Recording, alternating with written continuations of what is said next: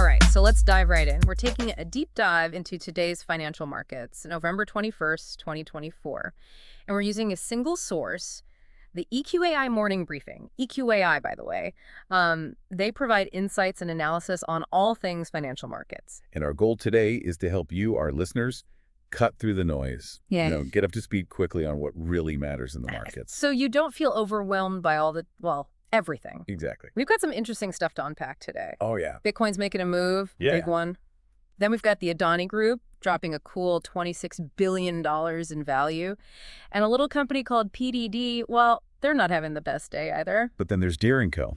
They seem to be defying the odds. And the big one, inflation fears are back with a vengeance. It's like a time warp back to, 2020?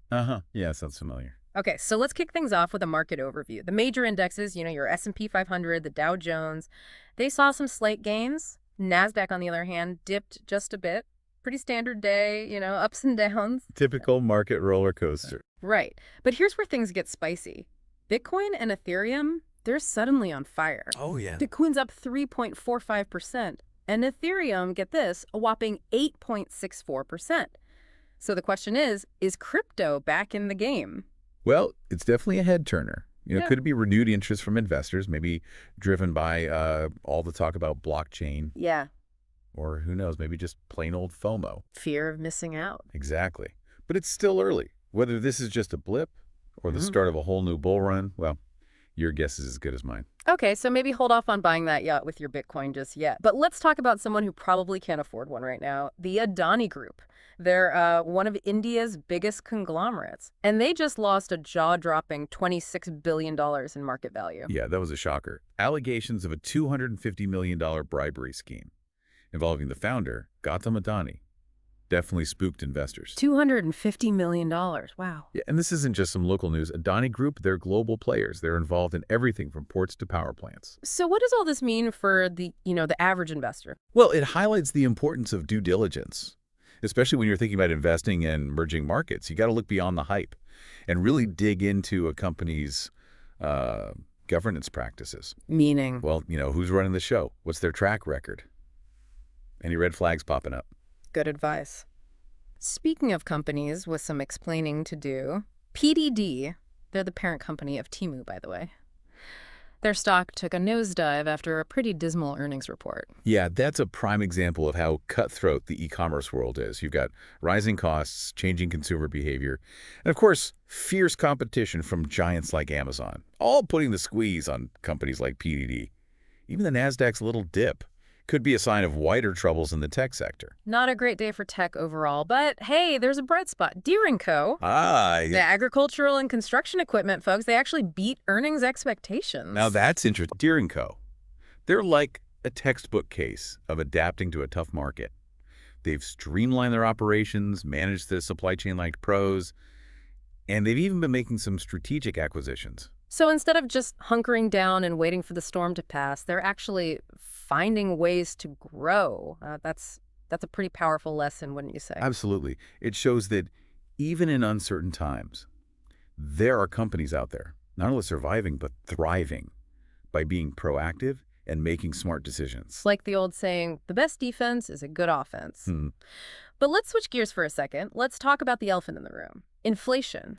President Trump is starting his second term, and those inflation worries that were simmering a while back, well, they're starting to boil over again. Interesting timing.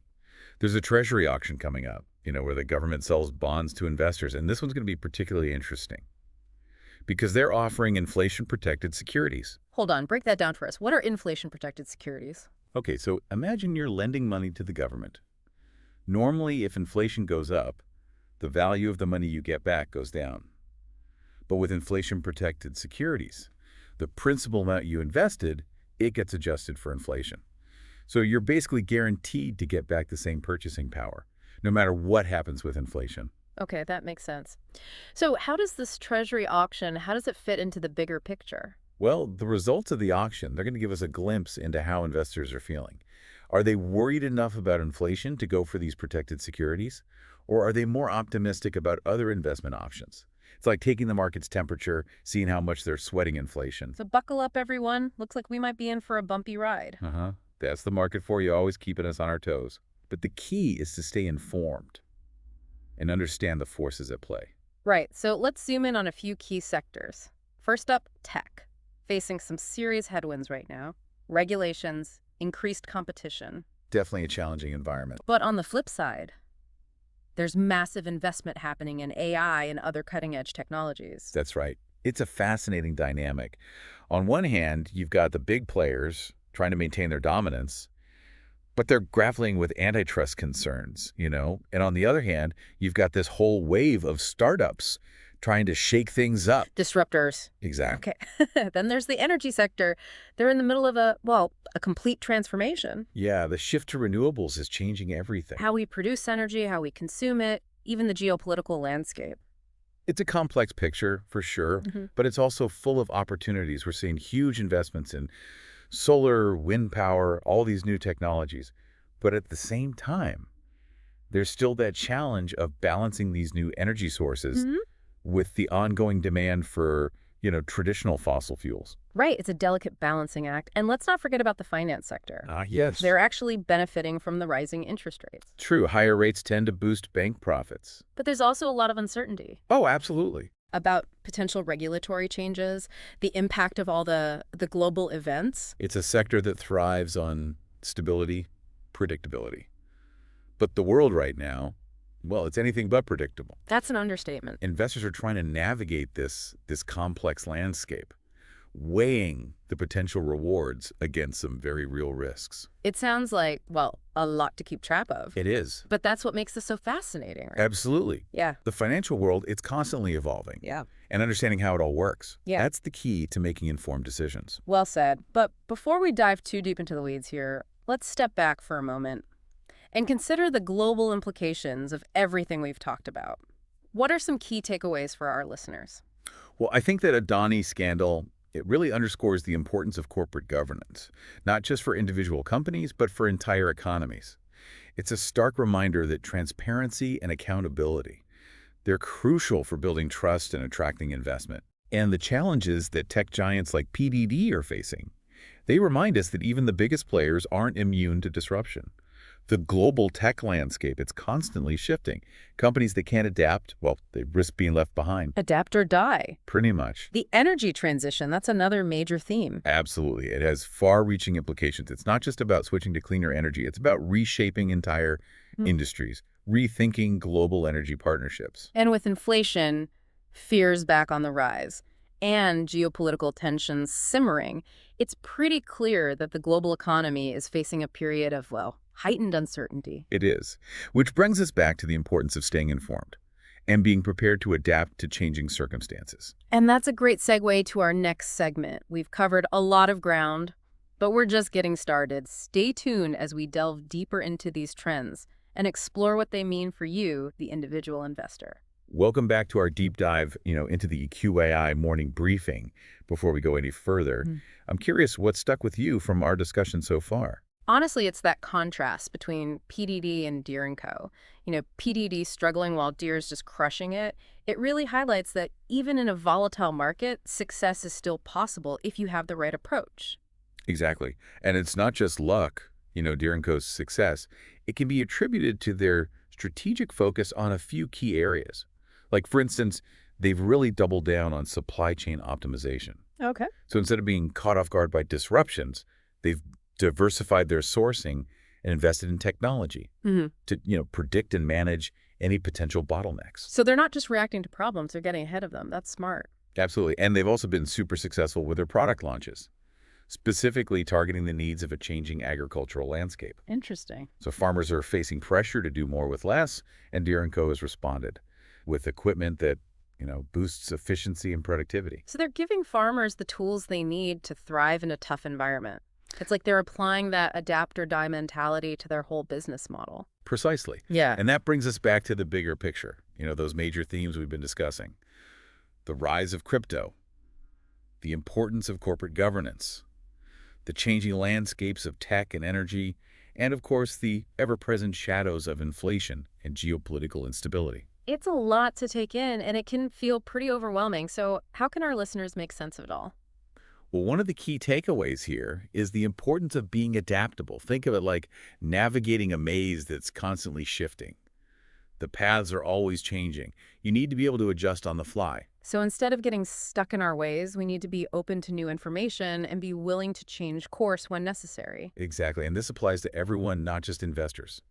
Whether you're running a business, managing your finances, or just trying to understand the news, the ability to adapt is absolutely crucial. But how do we actually do that? I mean, we can't all be experts in everything. Well, you don't have to be an expert, but you do need to be informed. And that means staying curious, asking questions, and seeking out different perspectives. So instead of just sticking to the same old news sources, we should actively look for different viewpoints and challenge our own assumptions. Exactly. It's about cultivating that mindset of continuous learning, being open to new information, even if it challenges what you already believe. And let's face it, in today's world, there's no shortage of information coming at us from all directions. The key is filtering through all that noise and figuring out what's actually important. Which is where critical thinking comes in, right? Yeah. We need to be able to evaluate information, separate fact from fiction, and make decisions based on evidence. Exactly. It's about moving beyond just consuming information and developing those skills to analyze, interpret, and actually apply it to our lives. Sounds like a tall order, but also incredibly empowering. It is, because knowledge is power. And the more informed we are, the better choices we can make. Yeah. And navigate all the complexities of the world. Well said. But speaking of complexities, we can't forget about the Federal Reserve. Their decisions on interest rates have the potential to really shake things up. Absolutely. And everyone's waiting to see what their next move will be. Will they raise rates to fight inflation? Or will they hold steady to try and avoid stifling economic growth? It's a tough balancing act, and their decision will have ripple effects across the globe. Like they're holding the steering wheel of the global economy and we're all just along for the ride. And then there's always that threat of geopolitical instability, conflicts, trade wars. All these unexpected events can throw a wrench in the best laid plans. That's true, and that's why diversification is so important. Spreading your investments across different asset classes, sectors, geographic regions, that can help mitigate risk and make your portfolio more resilient. So even if one part of the world or one sector is struggling, you're not putting all your eggs in one basket. Precisely. It's all about creating a safety net and being ready for the unexpected. That's great advice, and I think it applies to more than just investing. It's about building resilience in all aspects of our lives. So what other practical steps can our listeners take to navigate this complex and often unpredictable financial landscape?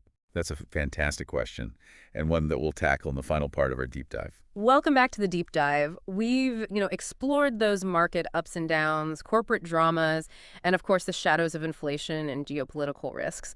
But now let's shift our focus to you, our listeners. How can you take all this information and actually put it to work? That's the big question, right? We've thrown a lot your way, but information's only powerful when you use it. So let's get down to brass tacks. What are some practical steps our listeners can take right now? First things first, remember investing. It's a marathon, not a sprint. Don't get swept up in the hype or make rash decisions based on, short-term market jitters. Focus on building a solid long-term strategy. So slow and steady wins the race. Exactly. And it all starts with setting clear financial goals. What are you saving for? Retirement, a down payment on a house, that dream vacation.